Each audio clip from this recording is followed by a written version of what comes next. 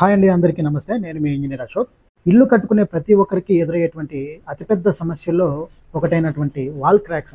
So ఈ wall cracks చిన్న crack అయినా కూడా ఇంటి లుక్ను మొత్తం మార్చేస్తుంది. సో ఈ వాల్ క్రాక్ రాకుండా ఉండాలి అనంటే ఏం చేయాలి అనే విషయంలో నేను ఒక 6 టిప్స్ చెప్పబోతున్నానండి.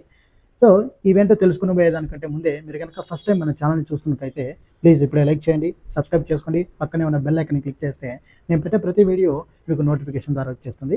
అండ్ మీరు ఫేస్బుక్, ఇన్స్టాగ్రామ్లో చూస్తున్నట్టయితే ప్లీజ్ ఫాలో చేసేయండి. So get into the topic. So ఈ 6 పాయింట్ ఏంటంటే, ఫస్ట్ పాయింట్ వచ్చేసి మెటీరియల్ క్వాలిటీ అండి.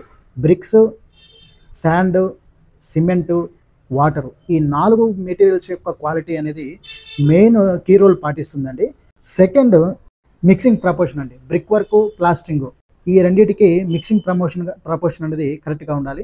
Third, sill level and lintel లెవెల్లో బెడ్ కాంక్రీట్ అనేది ఖచ్చితంగా చేయాలండి. సో ఇది చాలామంది నెగ్లెక్ట్ చేస్తున్నారు, 9 ఇంచు గోడలకు అవసరం లేదు అని. సో బట్ ఇది ఖచ్చితంగా ప్రొవైడ్ చేయాలండి. Fourth one, RCC and brick జాయినరీ దగ్గర మెష్ అనేది ఖచ్చితంగా వాడాలి అనండి. అయితే ఇట్ ఈస్ ఫైబర్ మెష్ అయినా కానివ్వండి, లేదంటే మీరు ఐరన్ మెష్ అయినా వాడతానే కూడా ఇబ్బంది లేదండి. ఖచ్చితంగా అయితే యూజ్ చేయాలి. Fifth and very very important, workmanship అండి. పని సరిగా లేకపోతే క్వాలిటీ ఎంత వాడినా వేస్ట్ అండి. సరైన పనుడు మ్యాషన్స్ అనేది ఖచ్చితంగా వర్కర్ ఖచ్చితంగా పర్ఫెక్ట్గా వర్క్ చేయాలి. దగ్గరుండి ఓనర్గా బాధ్యతగా మీరు పక్క నుండి చేయించుకోవాలండి.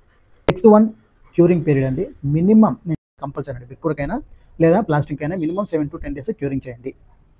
సో చూసారు కదండి, వీడియో మీకు నచ్చిందని అనుకుంటున్నాను. సో ఈ 6 టిప్స్కి సంబంధించినటువంటి కంప్లీట్ ఫుల్ లెంత్ వీడియో మన యూట్యూబ్ ఛానల్లో అప్లోడ్ చేస్తున్నాను. లింక్ డిస్క్రిప్షన్లో ఇస్తున్నాను. ఇంట్రెస్ట్ ఉన్న వాళ్ళు వెళ్ళి చూడండి. Thank you.